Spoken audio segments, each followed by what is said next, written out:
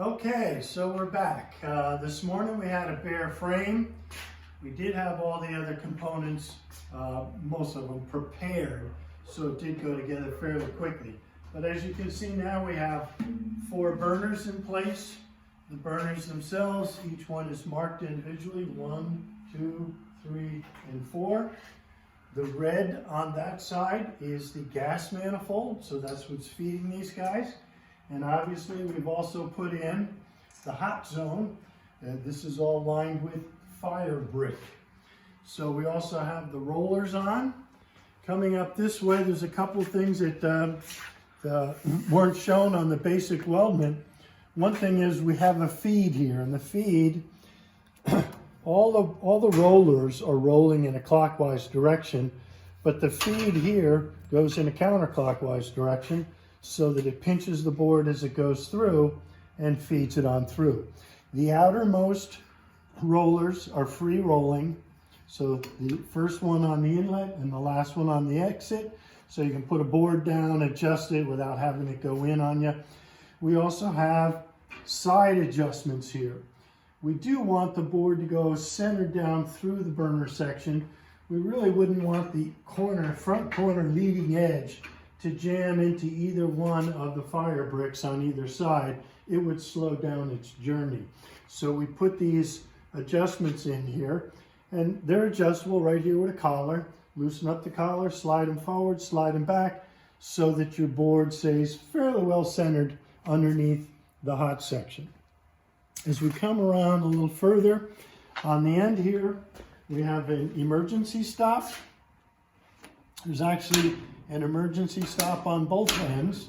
A little bit dirty now because we've been doing cutting and grinding, but we'll clean those up. It's important to note that on E-stop, the conveyor stops, the burners shut off, the blowers do not. In this case, it's a hot machine.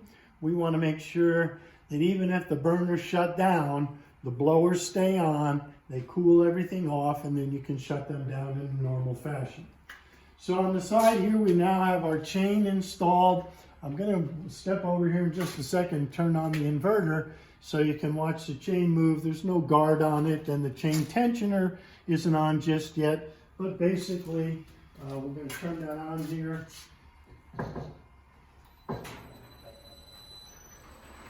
And that speeds up, comes up to speed. That's pretty much the speed right there. And you can see the roller here is pinching a board as it comes through here, and each one of these rollers. Now, with my inverter, it's in the control manual and the control module, you can increase or decrease this speed, which I'll do right now. Here's full speed. That's, well, it's not full speed. That's 60 hertz, and we can go up to 100 hertz. But for our purposes, this is probably around 25 to 30 feet a minute, and probably about as quick as you're going to do anything to the machine. But you can hear it's nice and quiet. It runs smooth. We have our gas manifold here. The gas manifold's painted red. Gas inlet is here. Comes to this manifold. This manifold does not communicate with this. It's just mounted to it.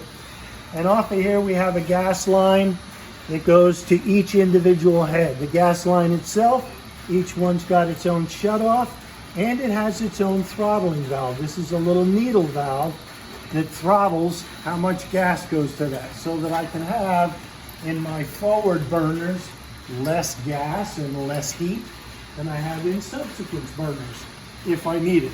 For the most part, what we've found has really worked best is pretty much a uniform temperature throughout. And one thing we have added, we have clamps now on this manifold, because one thing we've noticed is different species of wood, depending upon the condition and everything else, sometimes you want these guys, and thickness of the wood, you want these guys a little higher off of the wood, so that the flame, as it comes down and licks the board as it goes underneath it, is hitting it at the optimum distance to get you the greatest heat for that particular gas consumption. So we can now raise and lower these a bit by loosening these, put a jack under here. It's pretty heavy. because it all comes up and goes down as one, but it's manageable, it can happen. We've also put our inlet filters in on our box for the blowers, and right now we're working on the controller itself. Stay there for a second, John.